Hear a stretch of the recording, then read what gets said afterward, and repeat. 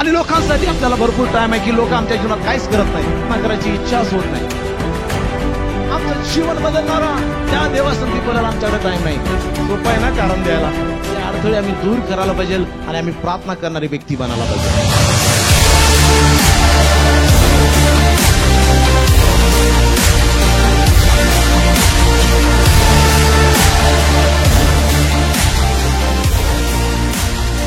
Hallelujah, praise the Lord. या आपण देवाच्या वचनाकडे जाऊया आणि मत्ती याचा 26वा अध्याय आणि 40 ते 43 आपण वचन वाचणार आहोत.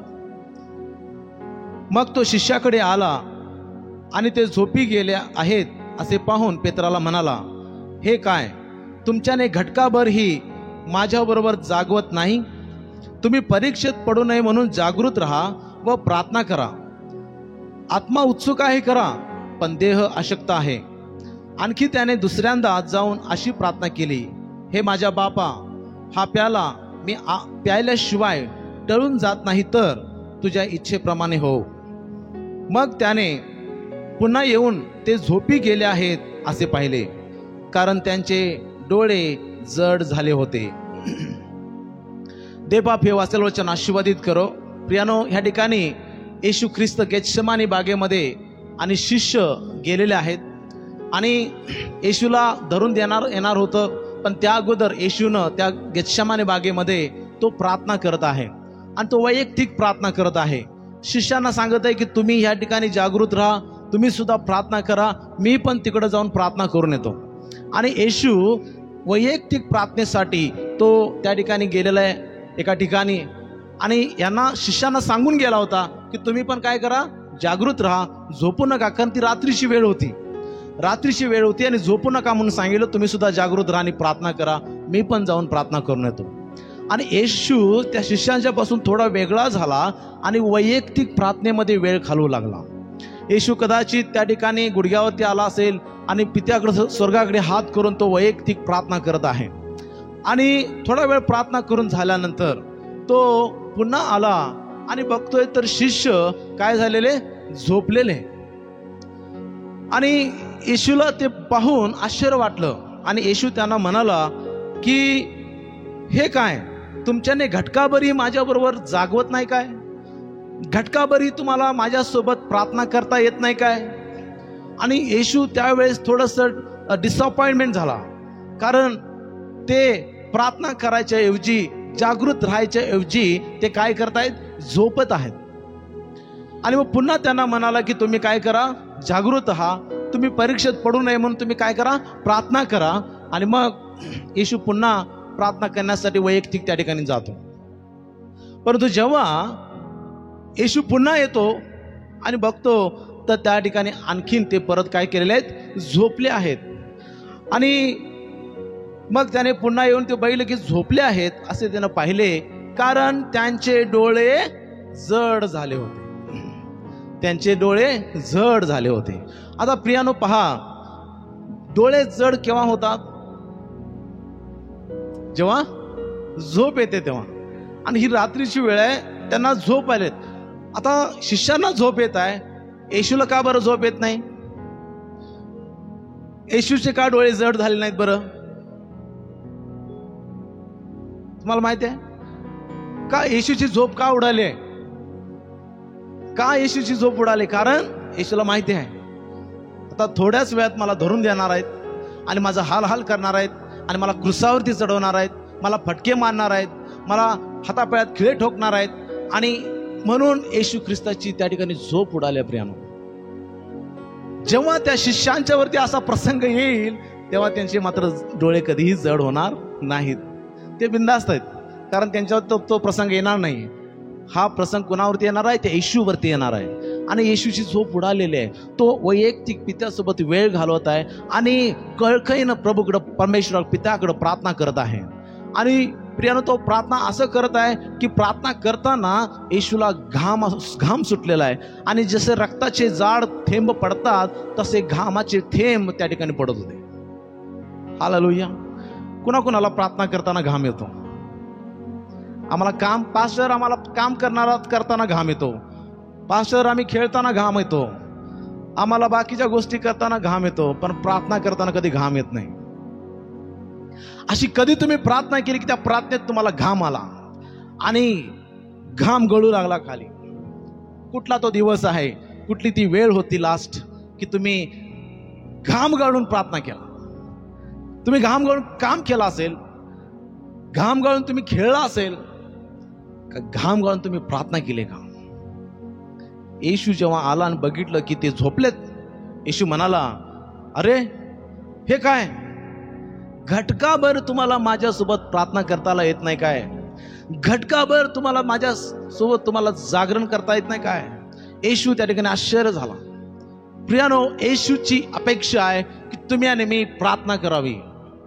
येशूची अपेक्षा आहे की तुम्ही आणि मी वैयक्तिक प्रार्थनेत वेळ घालवावा. आणि म्हणून आजच्या संदेशाचं माझं विषय आहे की का प्रार्थना करू शकत नाही आपण? का प्रार्थना करूशी वाटत नाही? का आम्ही देवासोबत प्रार्थना करण्यामध्ये आम्ही फेल जातो? बरेच असे विश्वासणारे आहेत की प्रियानो, त्यांनी प्रार्थना करायचं सोडून दिलेलं आहे. आम्ही फक्त चर्चमध्ये जातो, आराधना करतो, वचन ऐकतो, पण आम्ही प्रार्थनेत वैयक्तिक वेळ घालवत नाही. मला माहिती आहे की आम्ही सामूहिक प्रार्थनेमध्ये वेळ घालवतो. घरी पास्टर आले प्रार्थनेला, पास्टर आले बसा प्रार्थनेला, तेव्हा आम्ही प्रार्थनेला बसतो. बायबल स्टडी असते, तेव्हा तिथं जातो, प्रार्थनेला बसतो. चर्चमध्ये जातो, प्रार्थना आराधना असते, तिथं जाऊन बसतो. हे सगळं आम्ही सामूहिक करतो. पण मला सांगा, काय आम्ही वैयक्तिक पित्यासोबत, येशूसोबत टाइम स्पेंड करतो का? वैयक्तिक आम्ही वेळ घालवतो का? प्रार्थना करतो का?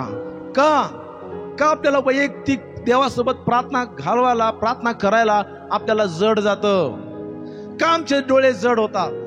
का आम्ही देवासोबत टाइम स्पेंड करायला आपल्याला कंटाळवाणं वाटतं? का अशी कारणं आहेत? आणि कोणते असे अडथळे येतात की आम्हाला देवासोबत म्हणजे देवाच्या सांध्यात प्रार्थना करूशी वाटत नाही? प्रियानो, आज आपण काही अडथळे पाहणार आहोत. तर काही अडथळे आहेत, आत्मिक अडथळे आहेत, भावनिक अडथळे आहेत आणि मानसिक अडथळे सुद्धा आहेत. तर पहिलं आपण पाहूया की आत्मिक अडथळे कोणते आहेत, की लोकांना का प्रार्थना करूशी वाटत नाही. तर त्याला आत्मिक अडथळे सुद्धा आहेत. पहिला म्हणजे विश्वासाचा अभाव. विश्वासाचा अभाव. त्यांना वाटतं की माझा विश्वास फार कमी आहे आणि मी प्रार्थना केलं तर कार्य काय होणार नाही. ऑलरेडी आमच्या मनात शंका आलेल्या असतात, ऑलरेडी आमच्या मनात शंका आम्ही ठेवलेल्या असतात आणि मग आम्ही प्रार्थना कशी करूशी वाटेल आपल्याला? बरोबर आहे, कशी प्रार्थना करूशी वाटेल? ऑलरेडी आमचं मन हे शंकेनं भरलेलं आहे आणि आम्ही म्हणतो की माझ्याकडे विश्वास नाही, माझा विश्वास कमी आहे, कमी पडतोय, मी प्रार्थना करून पण काय होणार नाही. ऑलरेडी प्रार्थना करायच्या अगोदरच आम्ही असं म्हणून जातो. मग विश्वास कुठून येईल? विश्वास कुठून येईल? विश्वास कशाला म्हणतात? न दिसणाऱ्या गोष्टीवरचा भरोसा. जर तुमच्या हातात रिपोर्ट आहे, तो सांगतोय की हा रिपोर्ट कॅन्सर आहे. काय आहे? कॅन्सर आहे, पॉझिटिव्ह आहे. पण विश्वास कशाला म्हणतात? विश्वास याला म्हणतात की माझ्या हातात रिपोर्ट नॉर्मल आहे. हालेलुया. याला म्हणतात विश्वास. कारण विश्वास न दिसणाऱ्या गोष्टीवरचा भरोसा आहे.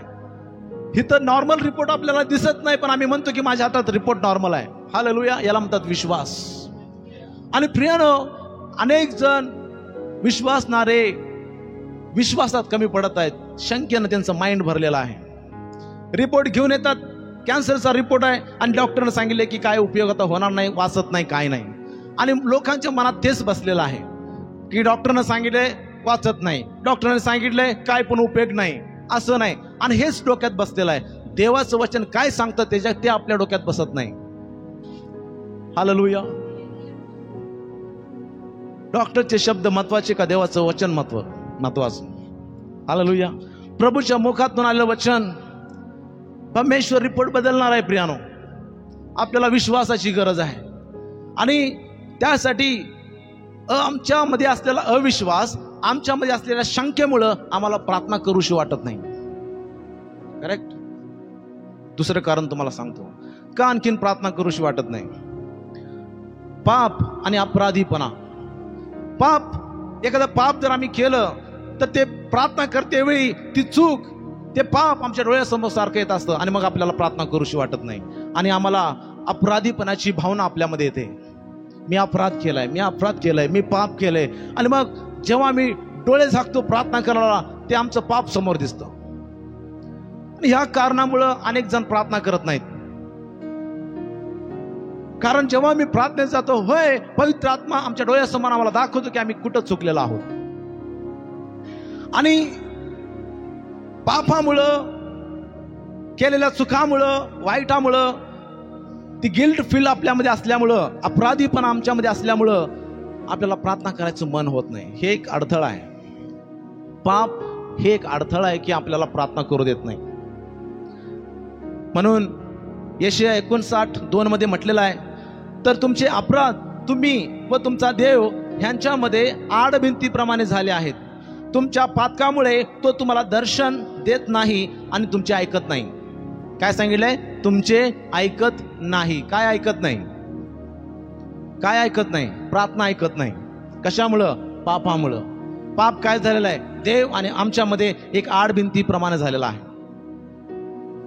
आणि हे पाप इतकं डेंजर आहे की ती पाप आपल्याला देवापासून दूर घेऊन जात असतं. आणि हे पाप जर आम्ही केलं की ह्या पाप प्रार्थनेसाठी हा मोठा अडथळा आहे. म्हणून लोक पाप करतात, मग त्यांना प्रार्थना कशी करू वाटेल? करेक्ट. तिसरा अडथळा काय आहे? तिसरा अडथळा हा आहे आत्मिक युद्ध. बघा, सैतान लोकांना प्रार्थनेपासून परावृत्त करण्याचा प्रयत्न करतो. का माहिती आहे? कारण त्याला माहिती आहे की त्याची शक्ती काय आहे. प्रार्थनेची शक्ती काय आहे हे सैतानाला माहिती आहे. सैतानाला माहिती आहे की जर ह्या व्यक्तीनं प्रार्थना केली तर हा व्यक्ती माझ्यापेक्षा स्ट्रॉंग बनेल. सैतानाला माहिती आहे की ह्या व्यक्तीला जर मी प्रार्थना करू दिलं, ही व्यक्ती माझ्यापेक्षा मला ती भारी पडेल. सैतानाला माहिती आहे की प्रार्थना हे शस्त्र जे तुमच्याकडे आहे ते पॉवरफुल आहे. आणि म्हणून सैतान तुम्हाला आडवं येत असतो की तुम्हाला प्रार्थना करू देत नाही. बघा, तुम्ही लक्षात घ्या, जेव्हा तुम्ही ठरवताय मी प्रार्थनेला जातो, तेव्हा अचानक कोणतरी घरी पाहुणे येतात. जेव्हा तुम्ही ठरवताय चला तर प्रार्थनेला जाऊ, अचानक तुम्हाला कोणाचा तरी मित्राचा येतोय, कोणाचा तरी महत्वाचा कॉल येतो आणि तुम्हाला अर्जंट बोलवून घेतात. आणि आपण काय करतो? प्रार्थनेला जायचं सोडून देतो आणि कुठून फोन आला तिकडे जाऊ धाव घेतो. मला माहिती आहे तो फोन कोणाकडून होता?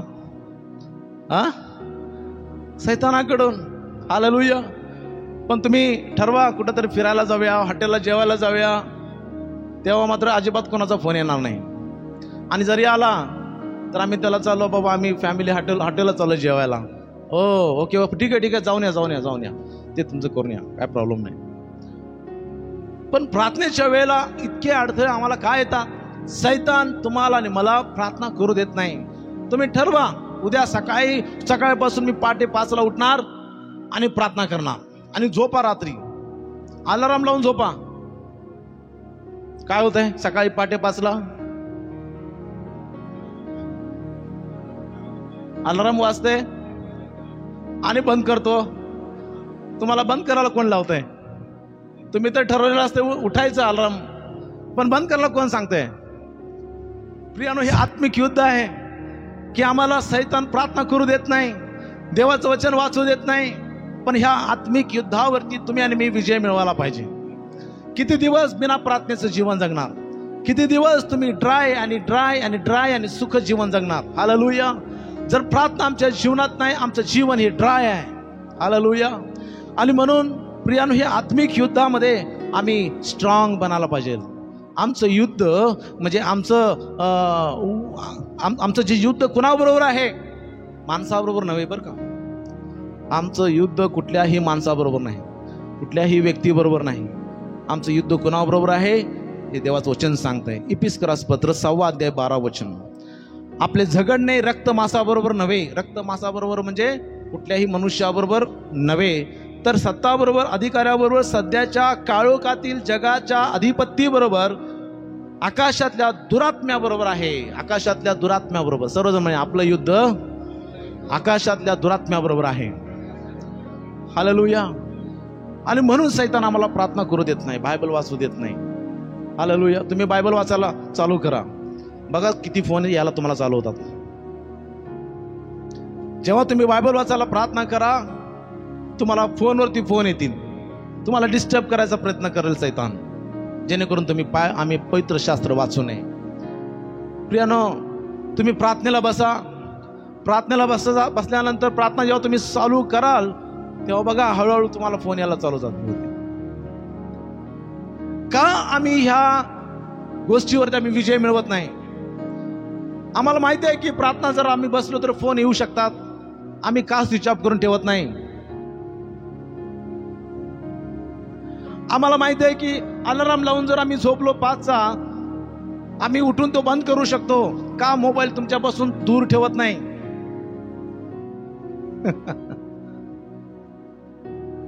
आपल्याला युद्धावरती विजय मिळवायचा आहे.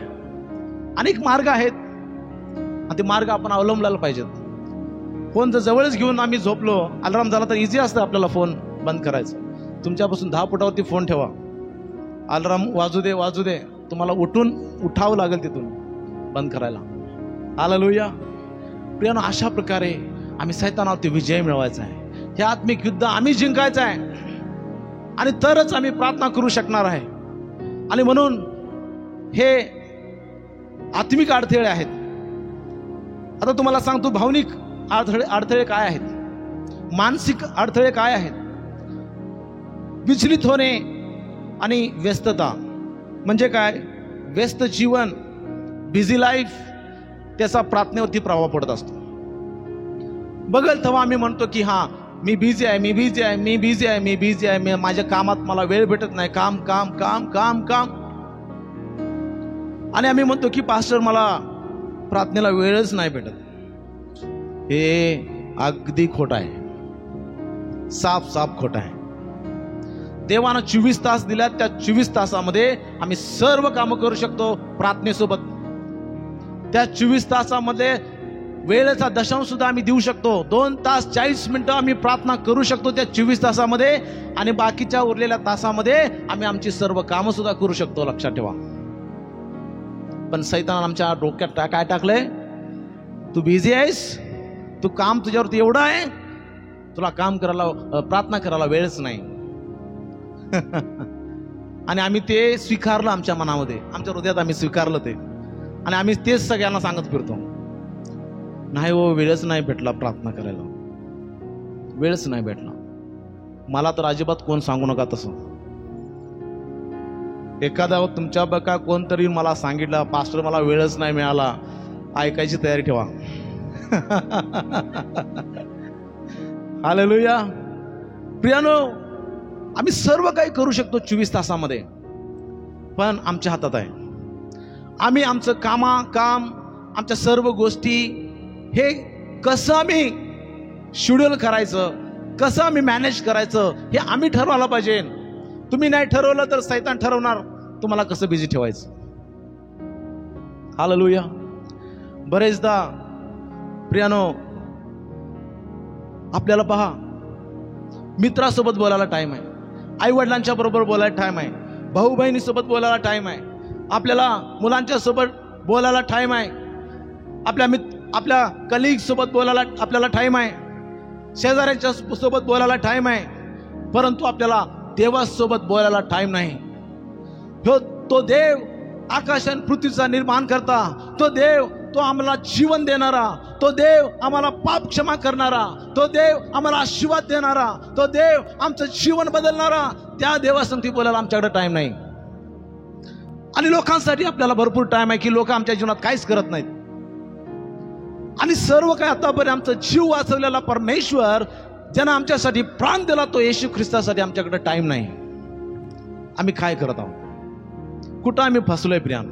म्हणून येशू शिष्यांना म्हणाला, घटकाभरही तुम्हाला माझ्यासोबत प्रार्थना करायला होत नाही काय? घटकाभरही तुम्हाला माझ्यासोबत जागरण करता येत नाही काय? काय झालं? सुवेळी अवेळी आम्ही तयार पाहिजे. हालेलुया. आम्ही तयार पाहिजे. बायबलमध्ये सांगितलंय, ऐनवेळी तुम्हाला सामर्थ्य प्राप्त व्हावे म्हणून आत्ताच तुम्ही सिंहासनाच्या जवळ जा आणि प्रार्थना करा. Praise God. वाईट दिवसात आमचा टिकाव लागावा म्हणून आम्ही आत्ताच प्रार्थनेमध्ये राहायचं आहे. हालेलुया. आणि ह्या अडथळे आहेत, ह्या अडथळ्यावरती आम्ही मात मिळवलं पाहिजे प्रियानो. तर आम्ही प्रार्थना करणारी व्यक्ती आहे का, आम्ही स्वतःला प्रश्न विचारूया. अनेक निराशा, दुःख, संकट आमच्या जीवनात येतात आणि तेव्हा पण प्रार्थना करूशी वाटत नाही. नुसतं टेन्शन घेऊन बसायचं, अर्धा तास 1 तास टेन्शन घेऊन बसायचं, विचार करत बसायचं. तोच अर्धा तास 1 तास जर प्रार्थनेत वेळ घालवला असता, बीपी शुगर स्टार्ट झालं नसतं. हालेलुया. डॉक्टरकडे गेल्यानंतर कसला टेन्शन घेतलं विचारतात. हालेलुया. डॉक्टरकडे गेल्यावर ती रिपोर्ट सगळे नॉर्मल यायला पाहिजे. त्यासाठी आम्ही देवाच्या संध्यात टाइम स्पेंड करायला पाहिजे. आमेन. हालेलुया. टेन्शन, चिंता, संकट हे घेऊन आम्ही जर हेच घेऊन बसलो आणि प्रार्थनेला जर वेळ दिला नाही, प्रियानो, ही संकट कशी निघून जाणार? मी म्हणत नाही की आपल्याला या जगात संकट येणार नाहीत, येणार आम्हाला संकट, पण त्या संकटाचा तुम्ही सामना कसा करणार? हालेलुया. तुम्ही एकटं त्या संकटाचा सामना करण्यासाठी तुम्ही एकटं, तुमचं शक्ती पुरेशी नाही. तुम्हाला देवाचं सहाय्य पाहिजे. आपल्याला देवाचं सहाय्य पाहिजे, तेव्हाच प्रत्येक संकटावरती आम्ही मात करू शकतो. हालेलुया. प्रत्येक संकटावरती आम्ही मात करू शकतो. त्यासाठी देवाकडून शक्ती आम्हाला कधी प्राप्त होते, कुठून प्राप्त होते? त्यासाठी आम्ही काय करायला पाहिजे? प्रार्थना करायला पाहिजे. प्रार्थनेमध्ये जेव्हा वेळ घालू तेव्हाच आम्हाला देवाकडून शक्ती येणार आहे. Praise God. आणि हे अडथळ्यावरती आम्ही मात करायला पाहिजे. अनेक जण प्रार्थना करत नाहीत कारण त्यांची प्रार्थना करायची इच्छाच होत नाही. बघा, इच्छा देते मार्ग, इच्छा देते मार्ग. तुम्ही इच्छा करा, तुमच्यासाठी मार्ग तयार होईल. प्रार्थना करायची इच्छाच होत नाही, मार्ग कसा तयार होईल? मग अनेक जण म्हणतात उत्तेजन, पास्टर जरा यांना उत्तेजन करा, जर प्रार्थना करायला सांगा. ठीक आहे, पास्टर जरा उत्तेजन करतात, मग ती व्यक्ती जाऊन प्रार्थना करते. नंतर परत पास्टरने येऊपर्यंत ती व्यक्ती प्रार्थनाच करत नाही. का? पास्टर येऊ दे, उत्तेजन देऊ दे, मग ती व्यक्ती जाऊन प्रार्थना करणार. काय झाले? किल्ली द्यायचं काम झालं. तिथं येशू यायचा, शिष्यांना सांगायचं, अरे बाबा प्रार्थना करा. हा येशू प्रार्थना करतो. बरं प्रभूजी, आम्ही करतो प्रार्थना करतो. हा ठीक. आणि येशू जायचा, हे काय डारडोर करत आणि परत चालूच, डोळे जड जायचे. येशू म्हटलं असं, पट्ट्यानो तुम्हाला समजेल, थांबा, मी गेल्यावर मी तुमच्या बरोबर आहे म्हणून तुम्हाला काय वाटत नाही. वादळ आलं तर मी शांत करतो, काय झालं तर मी तिथं आहे तुमच्यासोबत. आणि त्या शिष्यांना पण ती डोक्यात बसलेलं, काय नाही, येशू आहे, आम्ही बिंदास, काय झालं तर येशू बघून घेतोय. येशू म्हटला असेल, ठीक आहे, मी गेल्यावर तुम्हाला समजेल. नंतर ते समजलंच त्यांना बरोबर. हालेलुया. प्रियानो, जे अडथळे येत आहेत आमच्या जीवनामध्ये, की आम्हाला जे प्रार्थना करू देत नाहीत, त्या अडथळ्यावरती आम्ही मात मिळवायला पाहिजे. हालेलुया. ते अडथळे आम्ही दूर करायला पाहिजे आणि आम्ही प्रार्थना करणारी व्यक्ती बनायला पाहिजे. हालेलुया. तर प्रियानो, व्यावहारिक कारण काय आहेत? व्यावहारिक कारण काय? व्यावहारिक कारण हे आहेत सामान्य कारण, की काही जण म्हणतात की मला पास्टर प्रार्थनाच करायला येत नाही म्हणून मी प्रार्थना करत नाही. सोपं आहे ना कारण द्यायला. प्रार्थनाच करायला येत नाही म्हणून सांगायचं, म्हणजे नंतर सांगतच नाही आम्हाला प्रार्थना करा म्हणून. प्रार्थना करणं म्हणजे काय? प्रार्थना करणं म्हणजे देवासंगती बोलणं आहे. मग प्रार्थना करायला येत नाही म्हणजे काय? देवासंगती बोलायला येत नाही. तुम्ही पत्नीसोबत बोलत नाही, पतीसोबत बोलत नाही, मुलांच्या सोबत बोलत नाही, आई वडिलांच्या सोबत बोलत नाही, बहीण भावासोबत बोलत नाही. काय तुम्ही म्हणता मला बोलायला येत नाही माझ्या आई वडिलांच्या सोबत. आम्ही म्हणतो का माझ्या बहीण भावासोबत मला बोलायला येत नाही? म्हणतो आपण असं कधी? म्हणतो नाही. चांगलं बोलायला येतं आणि कसं बोलायचं, कुठल्या ह्याच्यातनं बोलायचं ते पण सगळं माहिती आहे आम्हाला. पण देवासोबत पास्टर बोलायला येत नाही. पास्टर तुमच्यासारखी मला प्रार्थना करायला येत नाही. हो, माझ्यासारखी राहू दे बाबा, करायला येत नाही, चांगली गोष्ट आहे. तू तुझ्या भाषेत कसं बोलायचं देवासंगती बोल आणि प्रार्थना कर. देव सगळ्या भाषा जाणतो. हालेलुया. देवाला तुटलेलं हृदय पाहिजे आहे. कसं तुला देवाशी बोलायचंय तसं बोल, तुझं प्रार्थना परमेश्वर ऐकणार आहे. हालेलुया. कारण कसं असतंय, आम्हाला नाचताय ना अंगण वाकडं, ही अशी आमची गत असते. परंतु प्रियानो, आम्ही जर कारण देत बसलो, ह्याच्यामुळे मी प्रार्थना केली नाही, त्याच्यामुळे मी प्रार्थना केली नाही, करणारी व्यक्ती कधी बनणार नाही. कारण द्यायचं बंद करा. हालेलुया. कारण द्यायचं बंद करा. बघा, तुम्ही एखाद्याला विचारा, ब्रदर सिस्टर आज प्रार्थना केली, त्यांच्याकडे 10 कारण तयार असतात उत्तर तुम्हाला द्यायला. हा नाही हो, ते असं झालं, तसं झालं, हे झालं, ते झालं, हे झालं, ते झालं. हा ओके ओके, बस बस बस. अनेक कारण आम्ही देतो. पण आम्ही कारण देत बसलो तर प्रियानो, आम्ही कधीही प्रार्थना करणारी व्यक्ती बनू शकणार नाही. पण येशूची इच्छा आहे आणि अपेक्षा आहे तुमच्या आणि माझ्याकडून की आम्ही प्रार्थना करावी. हालेलुया. ही येशूची अपेक्षा आहे. तर प्रियानो, ह्या सर्व अडथळे आहेत. मग ह्या अडथळ्यावरती आम्ही मात कशी मिळवायची, ह्या अडथळ्यावरती आम्ही विजय कसा मिळवायचा, हे सुद्धा आम्हाला माहिती पाहिजे. हे सुद्धा आम्हाला माहिती पाहिजे. आता मी तुम्हाला सांगतो की ह्या अडचणीवरती आम्ही मात कशी मिळवायची. पहिली गोष्ट आहे, आम्ही लहान सुरुवात करायला पाहिजे, छोटीशी सुरुवात करायला पाहिजे. कसली? अगदी लहान प्रार्थना किंवा छोटी प्रार्थना, फक्त तुमच्या हृदयात देवाशी बोलणं, हे देखील शक्तिशाली असू शकते. हालेलुया. तुमच्या हृदयात देवासंगती बोलायला चालू करा. ही छोटीशी सुरुवात करा. Praise God. तुमच्या हृदयात, तुमच्या मनात देवासंगती बोलायला चालू करा, चालू करा, चालू करा. जेव्हा केव्हा तुम्हाला टाइम भेटतं तेव्हा तेव्हा तुम्ही बोलायला चालू करा, बोलायला चालू करा. आणि परमेश्वर ती प्रार्थना ऐकेल. ती प्रार्थना सुद्धा काय होणार आहे? शक्तिशाली होणार आहे. तर छोटीशी सुरुवात करा. काय करा? छोटीशी सुरुवात करा. देवासंगती बोलायला चालू करा, आपल्या मनात, आपल्या हृदयात. दुसरं कारण काय आहे? दुसरं आहे, आम्ही कशी मात मिळवावी, तर पवित्र शास्त्राचा वापर करा. कशाचा? पवित्र शास्त्राचा वापर करा. पवित्र शास्त्राचा वापर जर आम्ही केला, देवाच्या वचनाला धरून आम्ही प्रार्थना करायला पाहिजे. देवाच्या वचनाला धरून, वचनाचा उल्लेख करून आम्ही देवाकडे प्रार्थना करायला पाहिजे. देवाचं वचन आम्हाला शक्तिशाली प्रार्थना करायला शिकवतं. आमेन. शक्तिशाली, पॉवरफुल, प्रभावशाली प्रार्थना देवाच्या वचनाच्या द्वारे होत असते.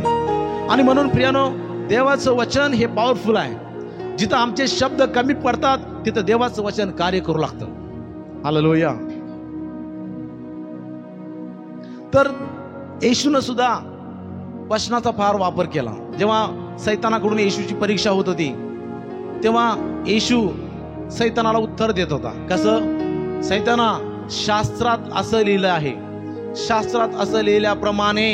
प्रत्येक वेळेला शास्त्रात येशू म्हणाला. करेक्ट. प्रभू परमेश्वर, देवाचं वचन हे पवित्र आत्म्याच्या प्रेरणेने लिहिलेलं आहे. हालेलुया. देवाकडून आलेलं आहे. याच्यामध्ये सामर्थ्य आहे, याच्यामध्ये ताकद आहे. जिथं आमच्या शब्दाच्या द्वारे काय होत नाही, तिथं देवाच्या वचनाच्या द्वारे होतोय.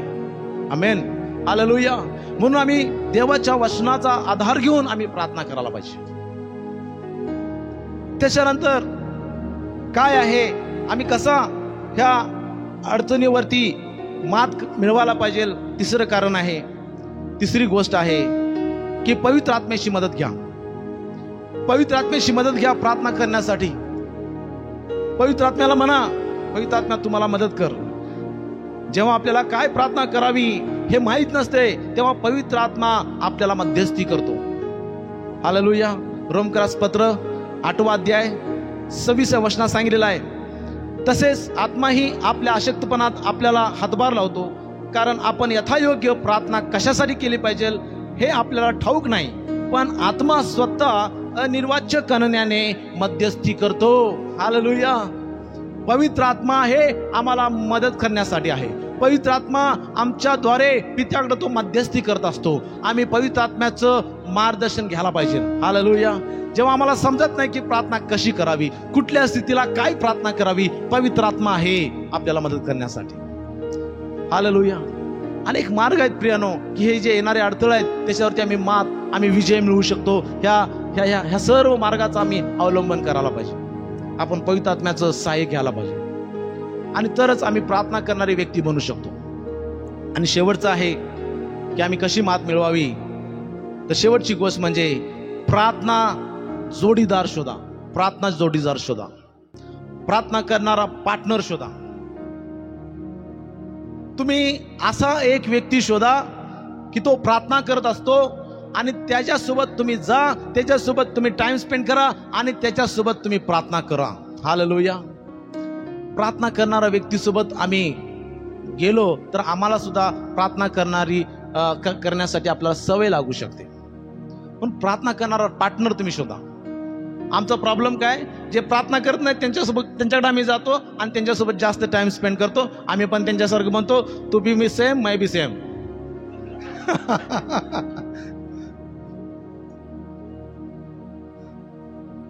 ज्याच्यासोबत आम्ही जास्त वेळ स्पेंड करणार तो कसा आहे तसंच आम्ही बनणार आणि आम्ही कसा आहे तो तसा बनणार. सेम. प्रार्थना करणारा जोडीदार शोधा की तुम्हाला प्रार्थना करायला शिकवेल. तो म्हणेल की चल आपण दोघं प्रार्थना करूया, चल आपण देवासोबत बोलूया. हालेलुया. चल आपण देवाची गाणी म्हणूया आणि आराधना करूया. चल आपण देवाचं वचन वाचू आणि त्याच्यावरती मनन करू आणि आपण देवाचं वचन समजून घेऊया. चल आपण मध्यस्थीची प्रार्थना करूया. असा म्हणणारा पार्टनर शोधा. हालेलुया.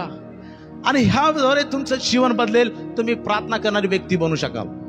प्रियानो, ह्या ज्या गोष्टी आहेत ह्याद्वारे आम्ही काय अडथळ्यावरती विजय मिळवू शकतो.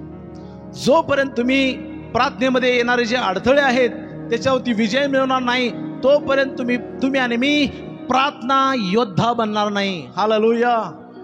तुम्ही आणि मी आमच्या मंडळीत प्रार्थनेचे योद्धे पाहिजेत. आपल्या कुटुंबात प्रार्थनेचे योद्धे पाहिजेत. हालेलुया. आपल्या गल्लीत, आपल्या गावात, आपल्या शहरासाठी, गल्लीसाठी प्रार्थना करणारे योद्धे तयार व्हायला पाहिजेत. हालेलुया. जेव्हा सगळे मिळून प्रार्थना करील ती परिस्थिती, ते कुटुंब, ते जीवन, ती गल्ली, ते गाव, ते शहर बदलून जाईल प्रियानो. हालेलुया. एवढी ताकद प्रार्थनेमध्ये आहे, एवढं सामर्थ्य प्रार्थनेमध्ये आहे. देवानं तुमच्याने माझ्याकडं एवढं मोठं शस्त्र दिलेलं आहे की ते शस्त्र सैतान तुमच्याने माझ्याकडून काढून घेऊ शकत नाही. हालेलुया.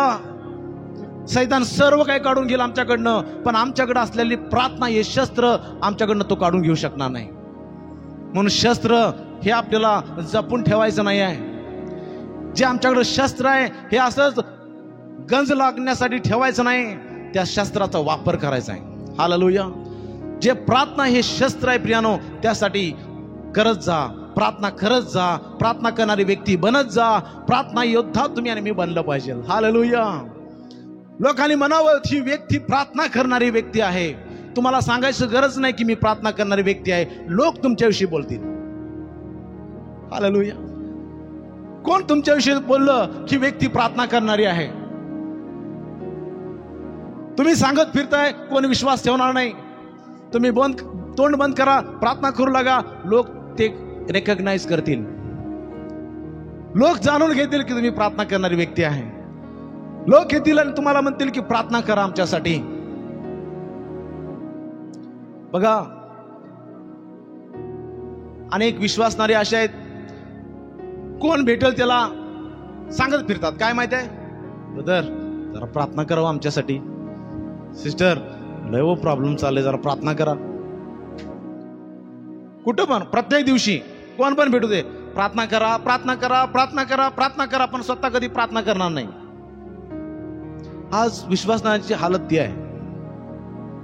काय दुसऱ्याला सांगतात प्रार्थना करायला, पण स्वतः अजिबात नाही.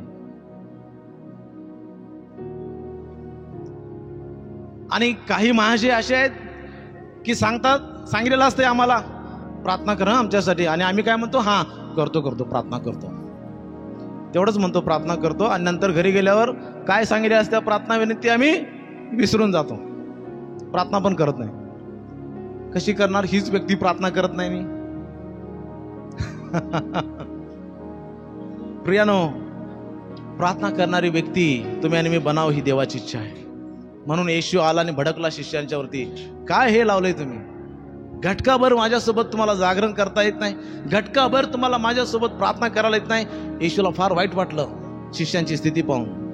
अरे बाबांनो, माझ्यासाठी प्रार्थना करू नका, तुम्ही परीक्षात पडू नये म्हणून तुम्ही प्रार्थना करा, येशू म्हणाला. प्रियानो, आम्हाला फार प्रार्थनेत वाढायची गरज आहे. तुम्ही आणि मी फक्त सुकलेले विश्वासणारे म्हणून जीवन जगायचं नाही. हालेलुया. तुम्ही आणि मी प्रार्थना योद्धा म्हणून जीवन जगायचं आहे. मेन हीच देवाची इच्छा आहे तुमच्या आणि माझ्याकडून. विचार करा, तुमच्या जीवनात विचार करा, किती वेळ तुम्ही आणि मी देवाला देतो. 24 तासामधले 2 तास 40 मिनिटं मी देवाला देत आहे का? हा वेळेचा दशांश आहे. मी देवाला देत आहे का? मी कुणाला ते 2 तास 40 मिनिटं देत आहे? कुठं मी वेस्ट करत आहे 2 तास 40 मिनिटं? जे देवाचे आहेत मी कुणाला देत आहे ते 2 तास 40 मिनिटं? विचार करा. ती 2 तास 40 मिनिटं तुमच्या जीवनात तुम्ही वेस्ट करालाय आणि तुमची परिस्थिती काहीच, आमची परिस्थिती बदलत नाही, जशीच्या तशीच आहे. ते 2 तास 40 मिनिटं जे देवाची वेळ आहे ती देवाला द्यायला चालू करा. Hallelujah, hallelujah.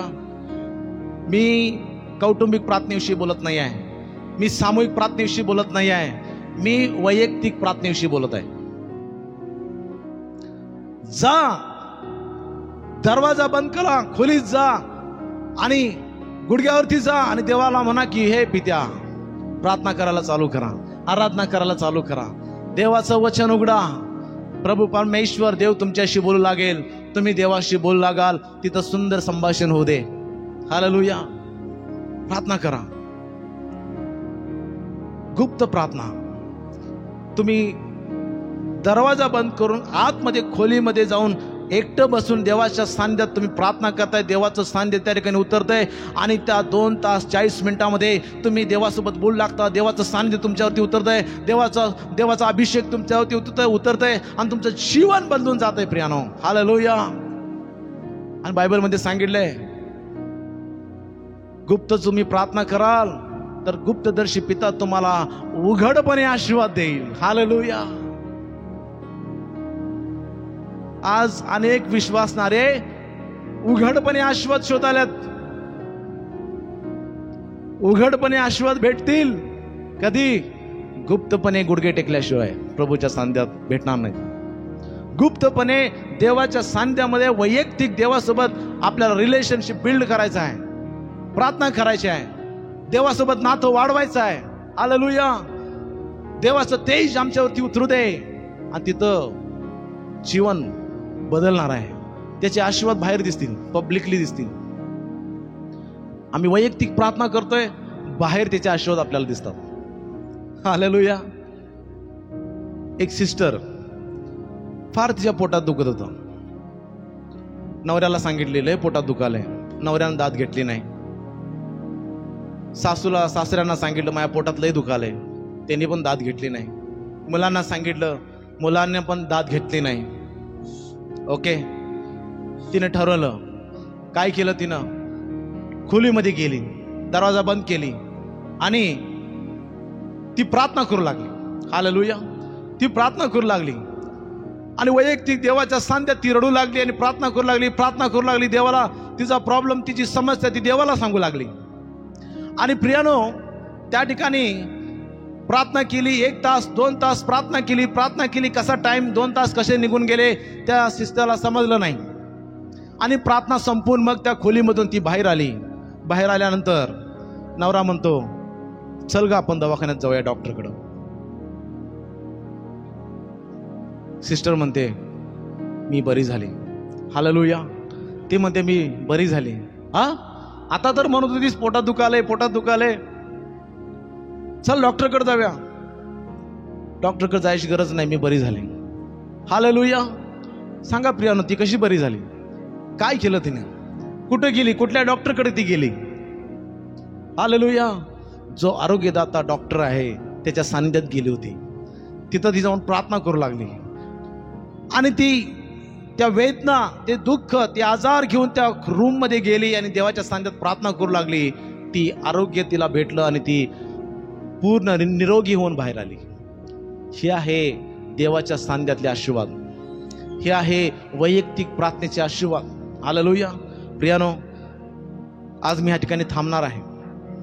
तुम्हाला सांगत आहे, देवाच्या वचनातून उत्तेजन देऊ इच्छितो. जर तुम्ही प्रार्थना करणारी व्यक्ती नसाल, प्रार्थना योद्धा जर तुम्ही नसाल, आतापर्यंत तुम्ही सर्वांना टाइम दिला असेल पण वैयक्तिक तुमचा टाइम देवाला दिला नसेल, ही पश्चाताप करायची वेळ आहे. देवाला कबुली देण्याची वेळ आहे. देवाला म्हणायचं की प्रभू, होय प्रभू, तुला टाइम देण्यामध्ये मी फेल गेलो, वैयक्तिक प्रार्थना करण्यामध्ये मी फेल गेलो. प्रभू, मी कबूल करतो, मला तू क्षमा कर. आणि प्रियानो, आपल्याला एक निर्णय घेऊन पुढे जायचा आहे. मला प्रार्थना योद्धा बनायचा आहे. Praise God. हालेलुया. तुमचं जीवन आणि माझं जीवन एक प्रार्थना योद्धासारखं जीवन बनलं पाहिजे. प्रार्थना करणारी व्यक्ती आम्ही बनलं पाहिजे आणि आमच्या प्रार्थना परमेश्वर ऐकत आहे. माहिती आहे तुम्हाला देव काय म्हणतो? माझ्या मुला, माझ्या मुली, तुम्हाला हाक मार, मी तुला उत्तर देईन. परमेश्वर तुमच्या आणि माझ्या हाकेची वाट पाहत आहे. हे माझं मूल, माझी मुलगी कधी मला हाक मारेल आणि त्याला मी कधी उत्तर देईन, देव वाट पाहत आहे. पण आमच्याकडे टाइम नाही देवाला हाक मारायला. प्रियानो, आम्ही काय करालोय? कुठं चाललंय आमचं जीवन? कशात आम्ही बिझी आहोत? ज्यानं आपल्याला तारण दिलं, ज्यानं आपल्याला मुक्ती दिली आणि जो आमचं जीवन बदलणारा परमेश्वर आहे, त्याला आपल्याकडे टाइम नाही. त्याच्या सानिध्यात आम्ही जात नाही, वैयक्तिक प्रार्थना करत नाही. प्रियानो, देवाची इच्छा आहे आमचं जीवन बदललं पाहिजे. Praise God. या आपण ह्या वेळेला प्रार्थना करूया.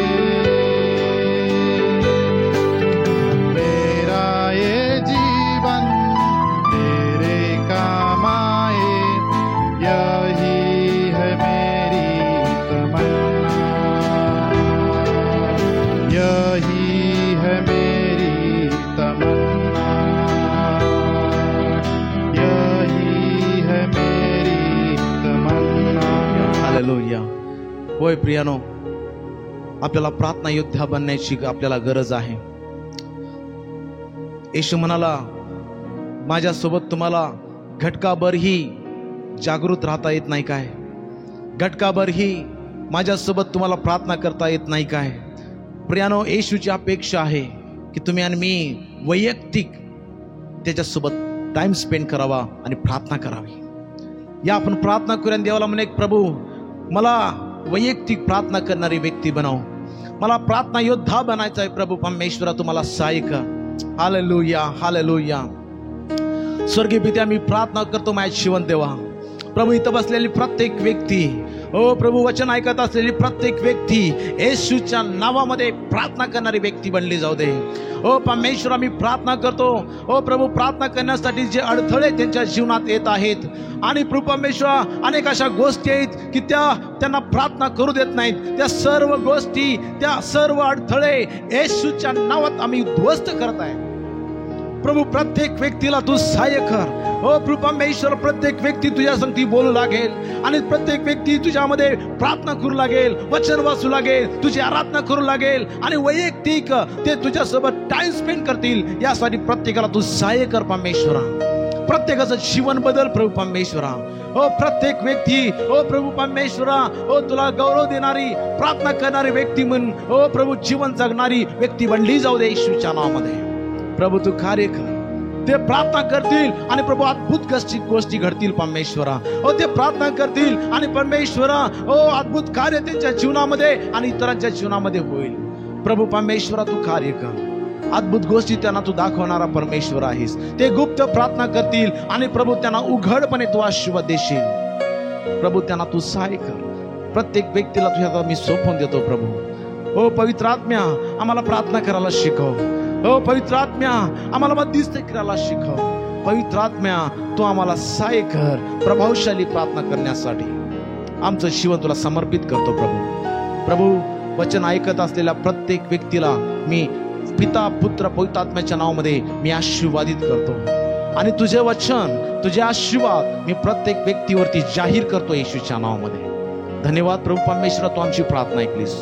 मान, महिमा, गौरव, सन्मान तुला देऊन ही प्रार्थना येशू ख्रिस्ताच्या महान नावात मागतो बाबा. आमेन, आमेन.